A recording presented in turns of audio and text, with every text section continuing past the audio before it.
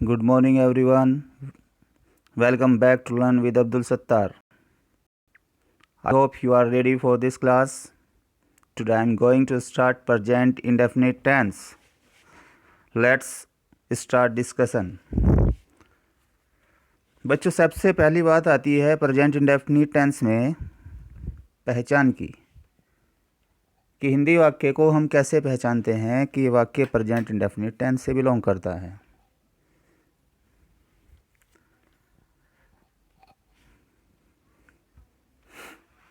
देखो बच्चों, हम क्या पढ़ते हैं प्रेजेंट इंडेफिनिट टेंस की पहचान में। जिन वाक्यों के अंत में क्रिया में ता है, ती है, ते हैं आदि शब्द आते हैं, ये हमें रूटीन को बताते हैं। ता है, ती है, ते हैं क्या बताते हैं बच्चों? हमको रूटीन को बताते हैं कि सुबह से शाम तक रोज़ हम क्या काम करते हैं, हमारा क्या रेगुलर का काम है, क्या हमारा रिपीटेड एक्शन है। तो नोट 1 में पहचान की यही बात लिखी। देखो बच्चों, नोट 1 में यही बताया गया, रेगुलर और रिपीटेड एक्शन। आप रोज़ क्या काम करते हैं? सुबह ही उठते हैं, घूमने जाते हैं, फ्रेश होते हैं, ब्रेकफास्ट लेते हैं, स्कूल के लिए तैयार होते हैं, स्कूल में आते हैं, पढ़ाई करते हैं, वापस जाते हैं, ट्यूशन पढ़ते हैं। तो सुबह से शाम तक जो भी आप रिपीट कर रहे हैं अपने एक्शन को, ये सारे सेंटेंसेस प्रेजेंट इंडेफिनिट के हो जाते हैं। अब ये देखिए बच्चों, नोट 2 में क्या लिखा है? यूनिवर्सल ट्रूथ, वे वाक्य जिनको सब सच मानते हैं, जिन्हें बदला नहीं जा सकता। जैसे सूरज पूरब में निकलता है, पश्चिम में छिपता है, पृथ्वी सूर्य के चारों तरफ चक्कर लगाती है। तो ये बच्चों क्या है? यूनिवर्सल ट्रूथ है। सब इसको मानते हैं कि ये बात सही है, कोई इसे दूसरे तरीके से नहीं कहता है। तो ये सेंटेंसेस भी प्रेजेंट इंडेफिनिट में ही लिखे जाते हैं। अब नोट 3 देखिए बच्चों, नोट 3 पहचान में क्या बताया? फिक्स्ड प्रोग्राम, आने वाले समय में होने वाले सुनियोजित कार्यक्रम। जैसे बच्चों अभी स्कूल बंद चल रहा है और हम कहते हैं स्कूल अगले महीने 5 तारीख को खुलेगा। तो ये क्या हुआ बच्चों? एक आने वाले समय में होने वाला पहले से निर्धारित कार्यक्रम हो गया। इसमें जब हम हिंदी में वाक्य बोल रहे हैं, खुलेगा इस तरीके से गा आ रहा है, लेकिन इस सेंटेंस को प्रेजेंट इंडेफिनिट के रूल से ही ट्रांसलेट किया जाता है।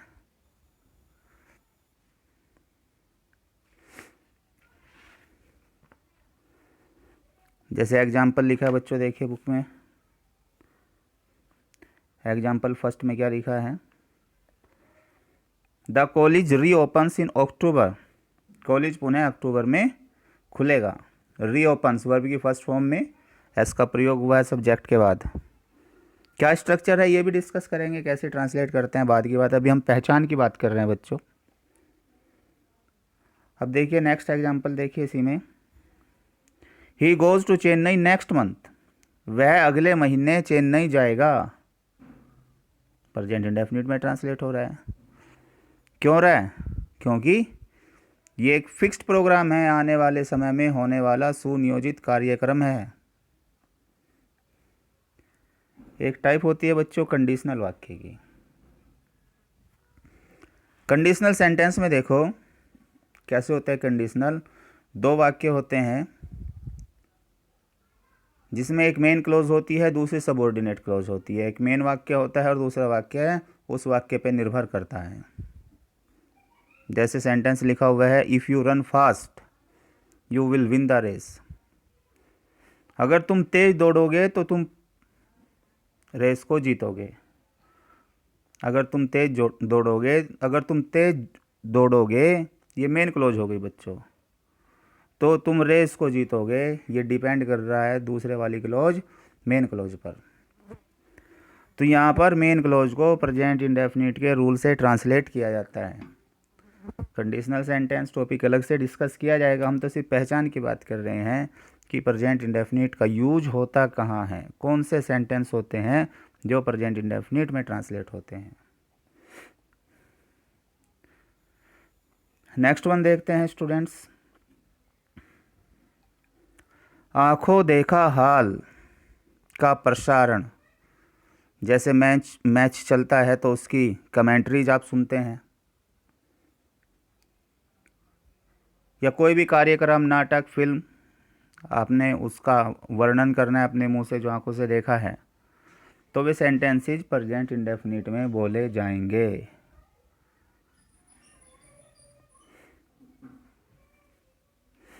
जैसे एग्जाम्पल लिखा है, कमेंट्रीज का एग्जाम्पल लिया बच्चों यहाँ पर। Ganguly runs after the ball, catches it, Ganguly ball के पीछे दौड़ा, इसको पकड़ा, and throws it on the stumps, और इसको स्टम्प्स पर फेंका, स्टम्प की तरफ फेंका बच्चों इसको। तो यहाँ पर ता है वाक्य नहीं आ रहा है, ता है से पहचान नहीं कर रहे हैं, बल्कि ये कमेंट्री है, आंखों देखे हाल का प्रसारण चल रहा है।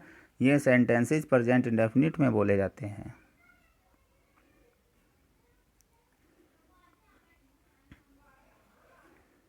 एक नेक्स्ट एग्जांपल दिया बच्चों।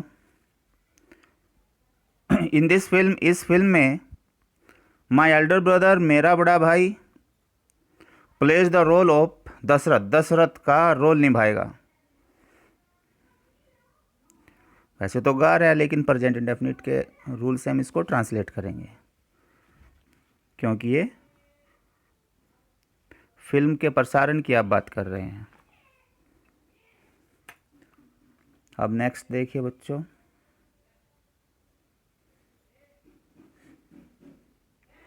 हिस्ट्री की पास्ट इवेंट्स को जीवंत या ताज़ा बनाकर दिखाने के लिए, हिस्ट्री की घटना है, हिस्ट्री पास्ट में होती है बच्चों ऐसे तो, लेकिन आप उसे एक जीवंत उदाहरण के रूप में लेकर आना चाहते हैं, तो वो कैसे आएगा? उसे प्रेजेंट में बोलना पड़ेगा। जैसे एग्जाम्पल लिखा, एट लास्ट, आखिरकार, राम किल्स रावण, राम ने रावण को मार दिया।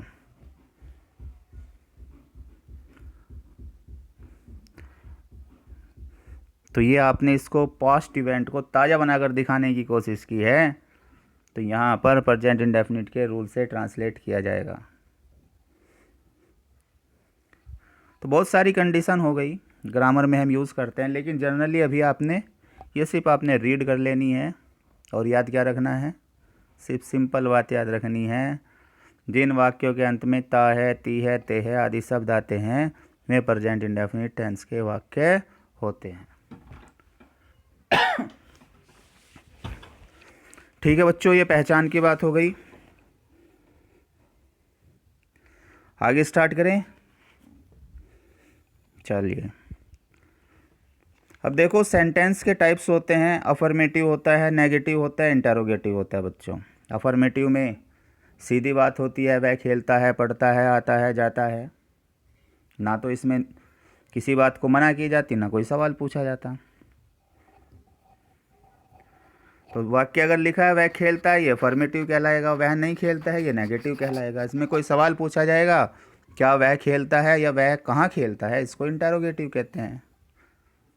तो हम बच्चों बात कर रहे हैं पहले अफर्मेटिव्स की। अगर वाक्य अफर्मेटिव में लिखा हुआ है तो उसे बनाने का नियम क्या होता है? बनाने के नियम को हम कहेंगे स्ट्रक्चर, निर्माण विधि।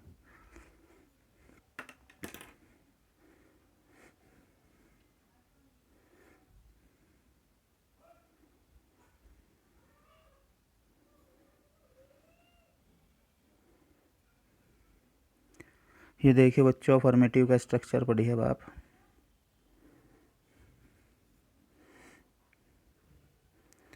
सबसे पहले क्या लिखते हैं? सब्जेक्ट प्लस वर्ब की फर्स्ट फॉर्म में S E I S plus object.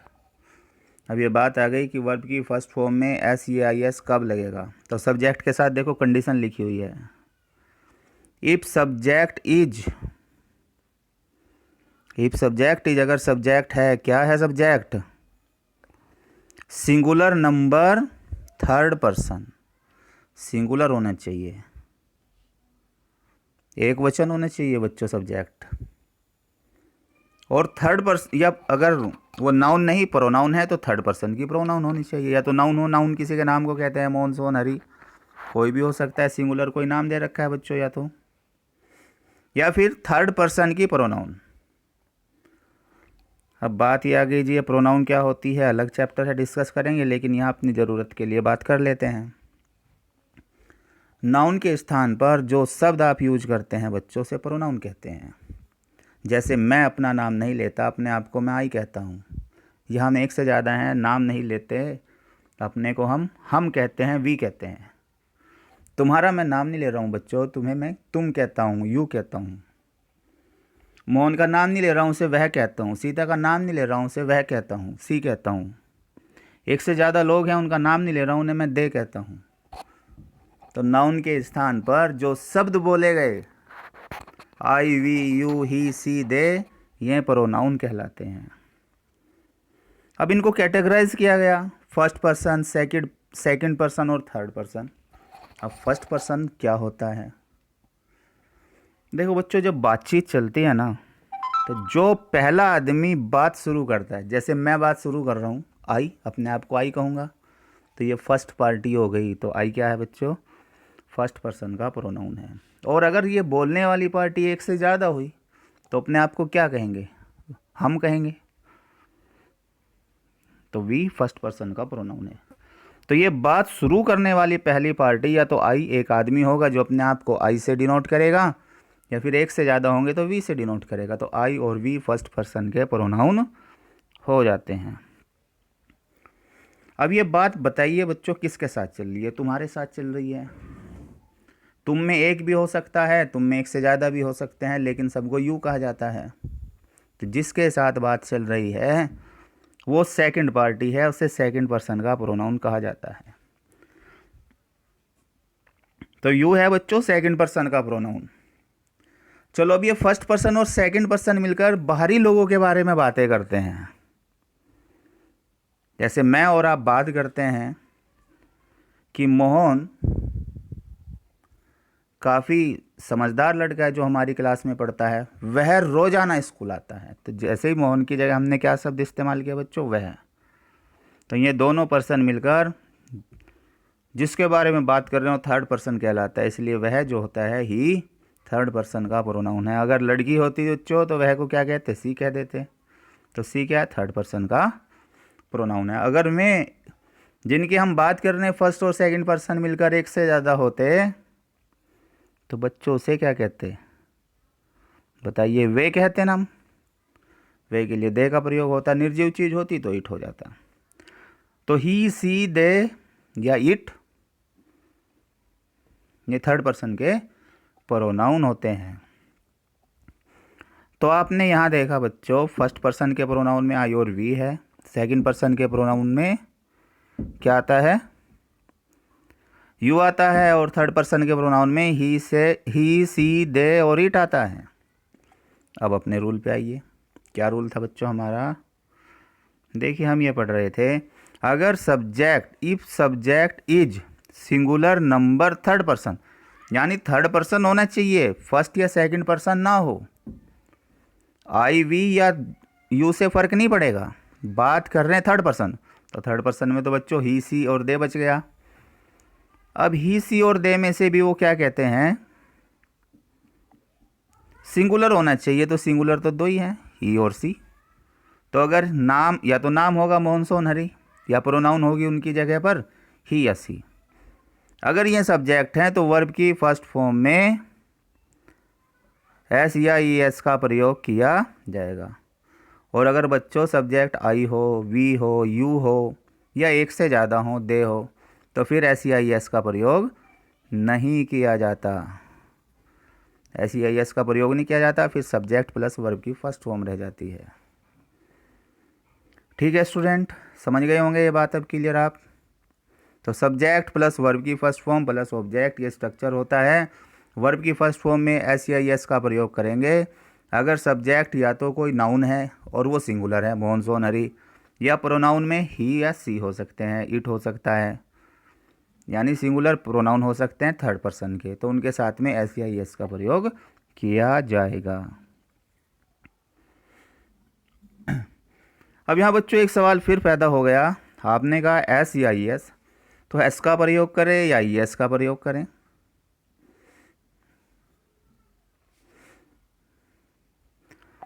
देखो बच्चों, पहले आप ये नोट देख लीजिए क्या लिखा था यहाँ पर, इसमें ब्रैकेट में सब्जेक्ट ही सी और सिंगुलर नाउन, इसी की समरी बना के लिखी थी कि सब्जेक्ट या तो ही हो, सी हो, या कोई सिंगुलर नाउन हो, मोहन सोन हरी, उनके साथ ही वर्ब की फर्स्ट फॉर्म में एस या एस जोड़े जाते हैं। ठीक है बच्चों, ये पिछली बात समरी की फॉर्म में लिखी गई थी। अब बात आई एस का प्रयोग कहाँ होता है और एस का प्रयोग कहाँ होता है, तो ये नोट लिखा आपका, यदि वर्ब का अंतिम अक्षर double S, O, Z, X, C H है तो ई एस जोड़ते हैं। वर्ब में बाद में अगर ये लेटर आए हैं बच्चों double S, O, Z, X, C H, तो ई एस जोड़ेंगे, और ये नहीं आए अन्य कोई स्थिति है तो क्या करेंगे बच्चों, वर्ब के साथ फिर एस का प्रयोग किया जाएगा।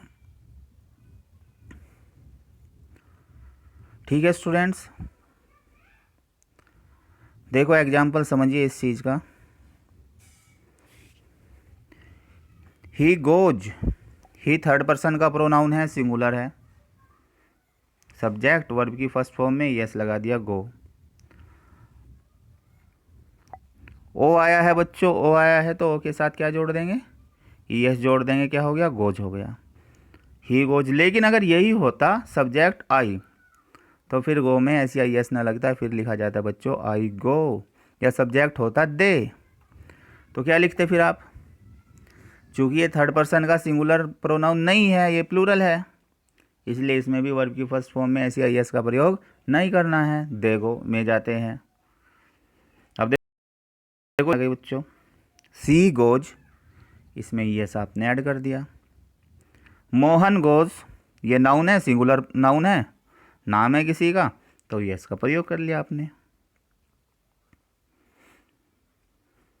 अब देखिए बच्चों, अगर वर्ब लिखी है are E A C H, तो बाद में सी एच आया है तो इसमें ई एस जोड़ दिया, रीचेज, रीच मीन्स पहुंचना होता है, रीचेज हो जाएगा, जहाँ पर आपने ई एस जोड़ना पड़ेगा तो रीचेज कर लेंगे।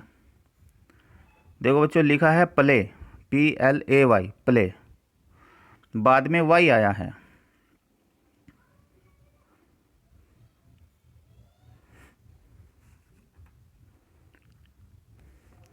तो इसमें क्या लगा देंगे बच्चों, P L A Y S, plays हो जाएगा, क्योंकि ये double S O Z X C H में से तो है नहीं, या एस एच में से तो है नहीं। चलो ठीक है, अब देखिए बच्चों लिखा है read, R E A D, read, D आया है बाद में, तो double S O Z X C H S H इसमें से तो है नहीं, तो क्या लगेगा, सिर्फ एस का प्रयोग कर लिया। ड्रिंक, क्या आया है तो सिर्फ एस लगा दिया, ड्रिंक्स हो जाएगा। लर्न, तो लर्न्स हो जाएगा।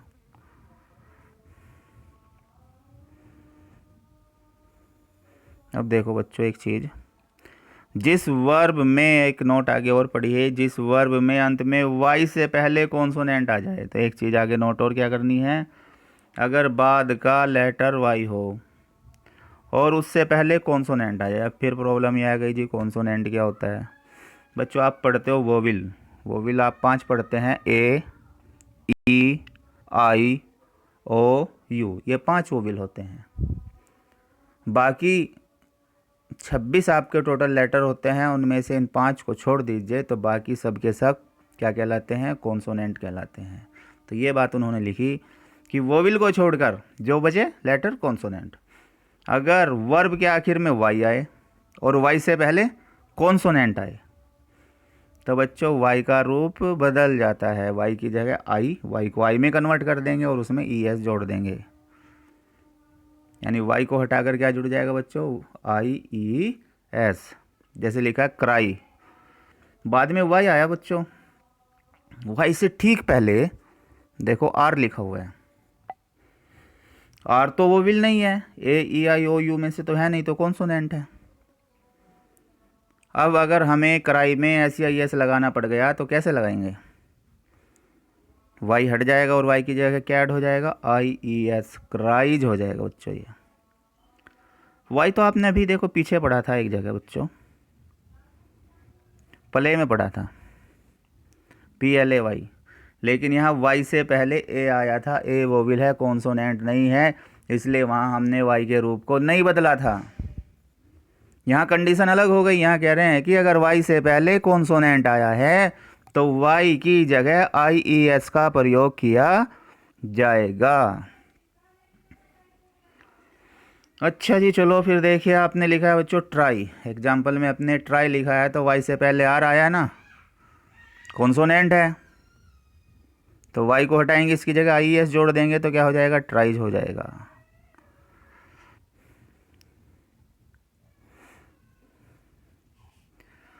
अब देखिए स्टूडेंट्स, आपने स्ट्रक्चर पढ़ लिया। क्या पढ़ा है आपने स्ट्रक्चर में? सब्जेक्ट प्लस वर्ब की फर्स्ट फॉर्म में एस आई एस लगा देंगे। अगर सब्जेक्ट प्लूरल हुआ तो नहीं लगाएंगे, और सिंगुलर ही सी या सिंगुलर नाउन है तो एस आई एस का प्रयोग करेंगे प्लस ऑब्जेक्ट। अब उसके बेस पर प्रैक्टिस तो कर लें, ये तो हमने रूल पढ़े थे। रूल पढ़ लेने से तो केवल सब कुछ नहीं हो जाएगा ना स्टूडेंट्स, आपको प्रैक्टिस, लैंग्वेज में बेटा प्रैक्टिस मायने रखती है कि आप उसे बोलते कितना हो, लिखते कितना हो। जितने ज़्यादा सेंटेंसेज आप ट्रांसलेट करते हो, जितने ज़्यादा सेंटेंसेज आप अपने मुंह से बोलते हो, आपकी लैंग्वेज स्ट्रांग होती जाती है।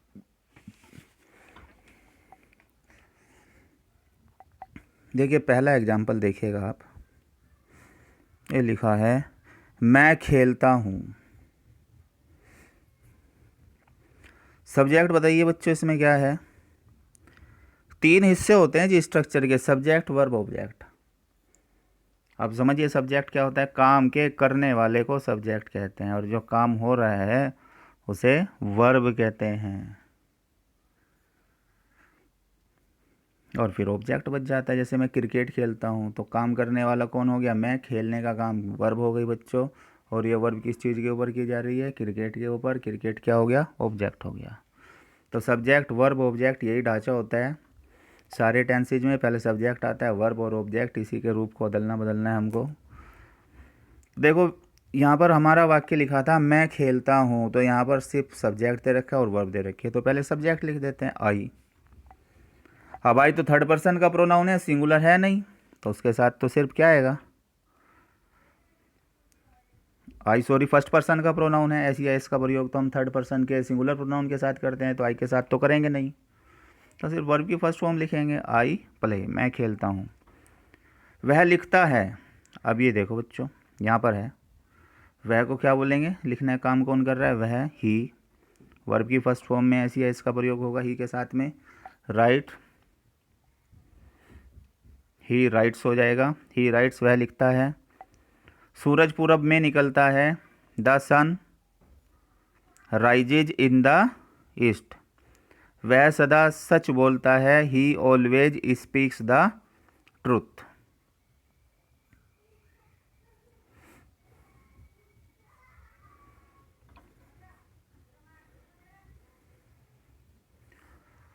रमेश सुबह 6 बजे घूमने जाता है, तो सब्जेक्ट क्या हो गया बच्चों? रमेश।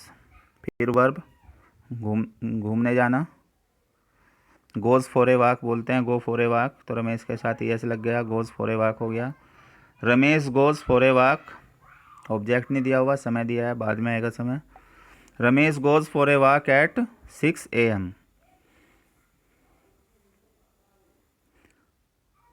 उज्जवल प्रतिदिन स्कूल जाता है, उज्जवल। फिर वर्ब क्या है बच्चों? जाने के लिए गो है, उसमें यस लगा दिया, उज्जवल गोज़ टू स्कूल डेली। मैं हॉकी खेलता हूँ, तो मैं के लिए आई के साथ ऐसी आई लगता नहीं, क्योंकि वो थर्ड पर्सन का सिंगुलर नहीं है। आई प्ले, ऑब्जेक्ट हो गया हॉकी। वह शाम को अध्ययन करती है, सी स्टडीज़। स्टडी मीन्स अध्ययन करना होता है, STUDY। तो वाई से पहले बच्चों डी आ गया जो कॉन्सोनेंट है, तो वाई का रूप बदल दिया, वाई को हटा के IES कर दिया। स्टडीज़ हो गया, she studies in the evening. सूरज पूरब में निकलता है, the sun rises in the east, अच्छे लड़के सच बोलते हैं, good boys speak the truth. अब ये सेंटेंस दिए हैं आपके बच्चों बुक की एक्सरसाइज है ये क्लास 12th की।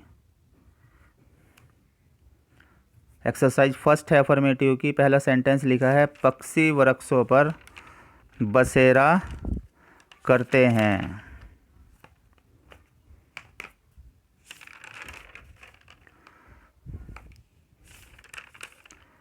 पक्षी वृक्षों पर बसेरा करते हैं।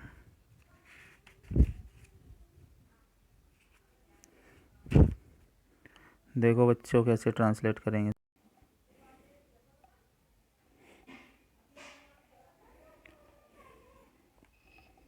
हाँ जी बच्चों, पहला सेंटेंस आपने पढ़ा पक्षी वृक्षों पर बसेरा करते हैं, तो वृक्षों को तो ट्रीज बोलते हैं, बसेरा करने को लीव रहना होता है, बसेरा करना।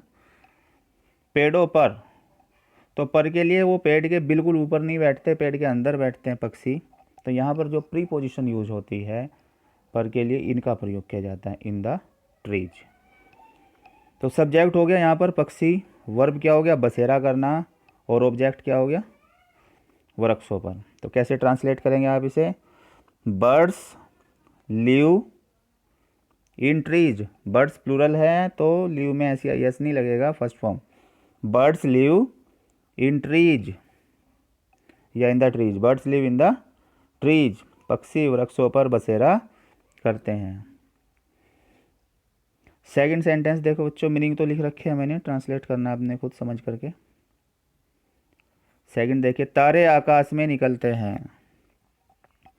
तारे स्टार्स हो गए, आकाश को स्काई बोलेंगे, निकलने को राइज कहेंगे। तो सब्जेक्ट यहाँ पर निकलने का काम कौन कर रहे हैं, तारे सब्जेक्ट हो गया, निकलना वर्ब हो गई, और ऑब्जेक्ट में आकाश में आ जाएगा।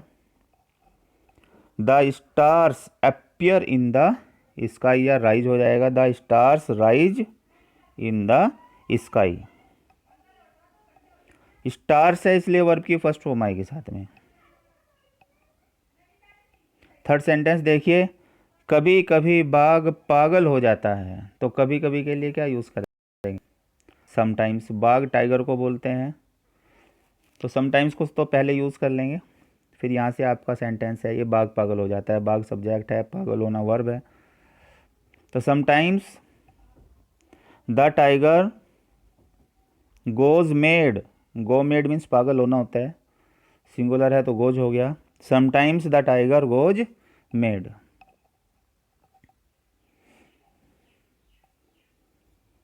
अब नेक्स्ट पेज पर देखिए बच्चों क्या है, वे गांव में खेती करते हैं।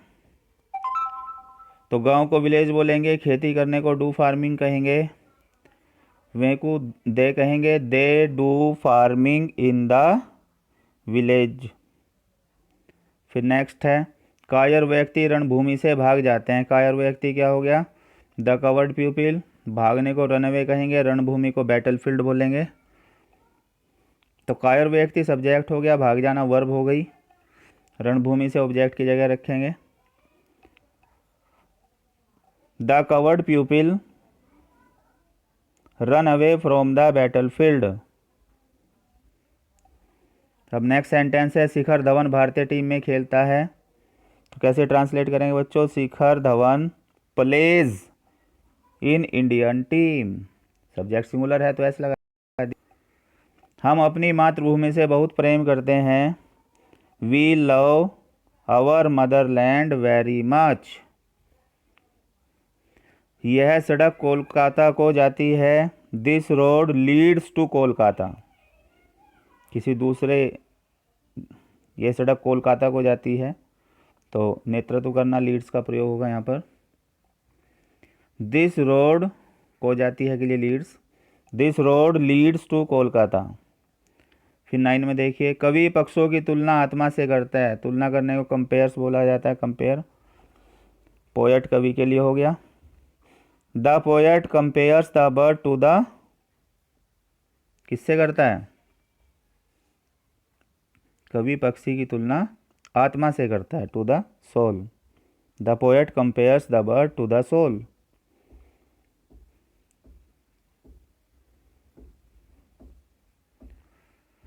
अभी देखो बच्चों, नेक्स्ट वाक्य क्या आपका। हिंदू लोग मूर्ति पूजा में विश्वास करते हैं। Hindus believe in idol worship.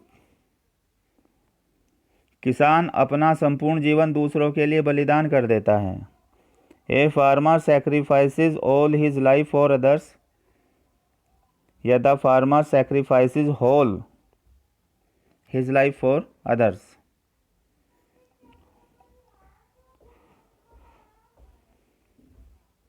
वह दिन में कई बार चाय पीता है। He takes tea many times in a day. 13, police लुटेरों को गिरफ्तार करती है। Police arrests the robbers. वह गांव के स्कूल में पढ़ती है। She studies in a village school.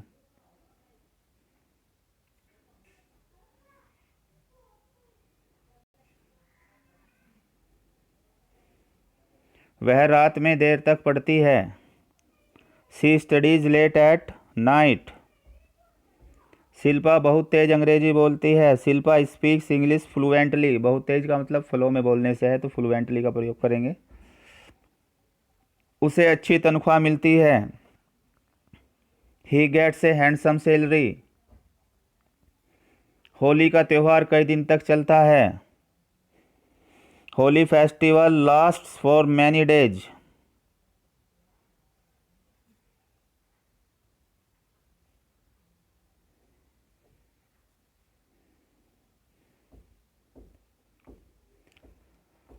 अब ये बच्चों कुछ सेंटेंसेज हैं न्यूज़पेपर से लिए गए, थोड़ा आपका कॉन्फिडेंस बिल्ड करने के लिए, ये रीड करने के लिए है आपके।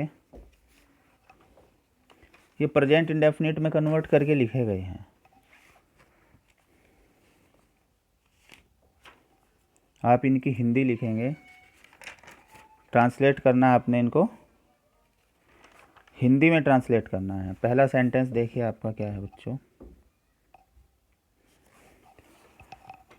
COVID-19 infection takes place through a person having a travel history and those who come in contact of the infected person। समझो जी, सेंटेंस बड़ा हो गया, कैसे आप इसकी हिंदी निकालेंगे। COVID-19 इन्फेक्शन टेक्स प्लेस, पहले यहीं तक सोच लीजिए। COVID-19 इन्फेक्शन संक्रमण को बोलते हैं।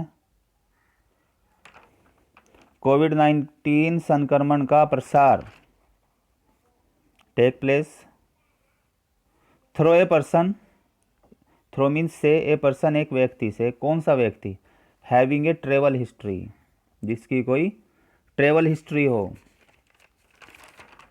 कोई यात्रा वाली हिस्ट्री हो, जिसकी विदेश की यात्रा की हो किसी ने। एंड दो जोर में हु कम जो आते हैं, ये फिर दूसरा वाक्य जोड़ दिया इसी में, हु कम जो आते हैं, प्रेजेंट डेफिनिट को अटैच कर दिया। इन कॉन्टैक्ट संपर्क में, ऑफ द इन्फेक्टेड पर्सन संक्रमित व्यक्ति के।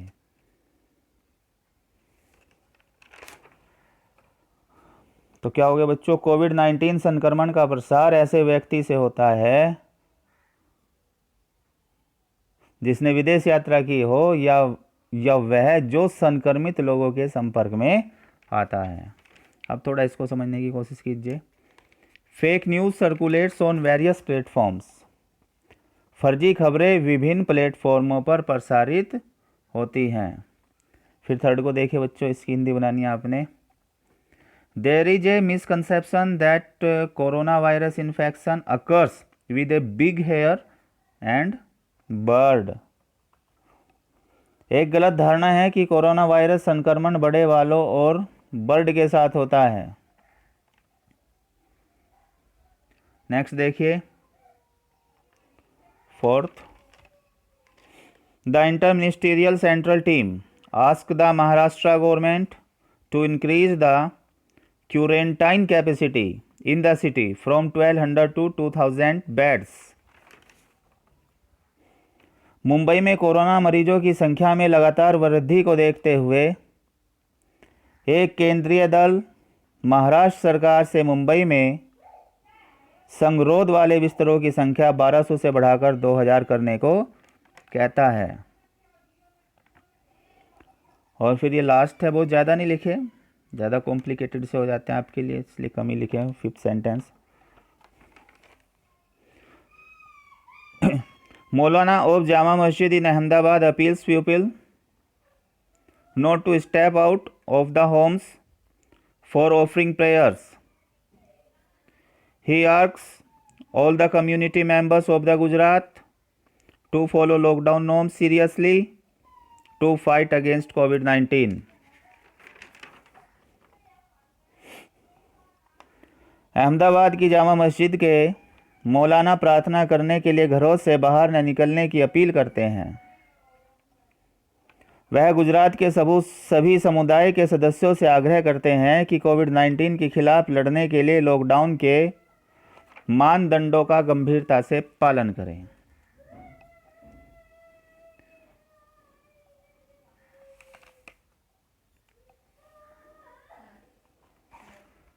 फिर अगला सेंटेंस है आपका बच्चों,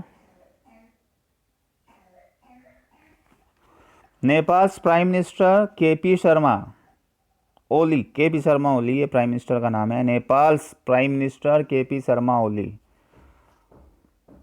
expresses gratitude towards India for gifting essential medicines.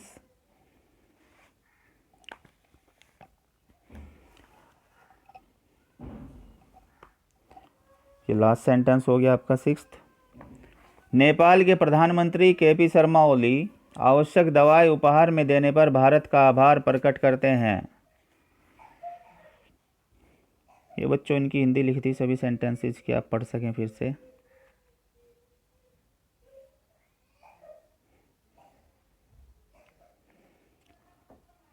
अब यहाँ से चलेंगे बच्चों नेगेटिव सेंटेंसेज।